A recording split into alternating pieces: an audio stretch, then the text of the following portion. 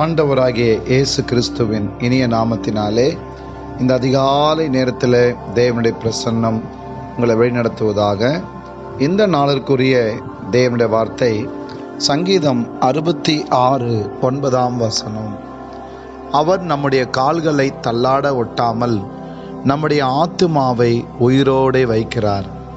இந்த புதிய நாளிலே தேவன் நம்மை தள்ளாட ஒட்டாமல் நம்மை பலப்படுத்தி நிலைநிறுத்தி நம்மை ஆசீர்வதித்து பாதுகாத்து வழிநடத்தும் தேவன் நம்மோடு கூட இருக்கிறார். இந்த புதிய நாளிலே ஆண்டவர் நம்முடைய கால்களை பலப்படுத்தும் தேவனாய் இருக்கிறார்.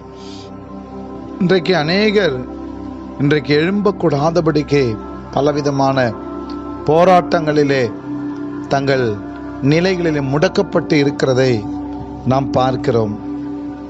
தேவ பலத்தினாலே தேவன் தம்முடைய ஜனங்களுக்கு தேவ பலத்தை கொடுத்து அவர் தம்முடைய பிள்ளைகளின் கால்களை தள்ளாட ஒட்ட மாட்டார். ஒருவேளை கேள்விக்குறியோட நான் அடுத்து எடுக்கின்ற காரியங்கள் சித்தி பெறுமா, அடுத்து முயற்சிக்கின்ற காரியங்கள் வெற்றி பெறுமா, சோர்வோடு கூட வேதனையோடு கூட இருந்தாலும் வேதம் சொல்லியிருக்கிறது, கால்களை தள்ளாட ஒட்டாமல் நம்முடைய ஆத்துமாவை உயிரோடு வைக்கிறார். எவ்வளவு போராட்டம் எழும்பினாலும் கர்த்தருடைய காருண்யம் இந்த புதிய நாளில் உங்கள் மேல் தங்கும். இந்த ஜெப நேரத்தில் வந்து தேவனுடைய வார்த்தையை கேட்டுக்கொண்டு இருக்கிற உங்கள் வாழ்க்கையிலே கர்த்தர் உங்கள் ஆத்துமாவை பிழைக்க, தப்புவிக்க, பாதுகாக்க கர்த்தர் உங்களோடு கூட இந்த நாள் முழுதும் இருக்கிறார். விசுவாசியுங்கள், அற்புதங்களை பெற்றுக்கொள்ளுங்கள். ஜெபிப்போமா? நல்ல பிதாவே, இந்த புதிய நாளில் இந்த வார்த்தையை கேட்டுக்கொண்டிருக்கிற யாவருக்காகவும் ஜெபிக்கிறான்ப்பா. உங்கள் தெய்வீக மகிமை, கிருபை, தாசை இந்த நாள் முழுதும் பிள்ளைகளோடு இருக்கும்படி ஜெபிக்கிறோம்.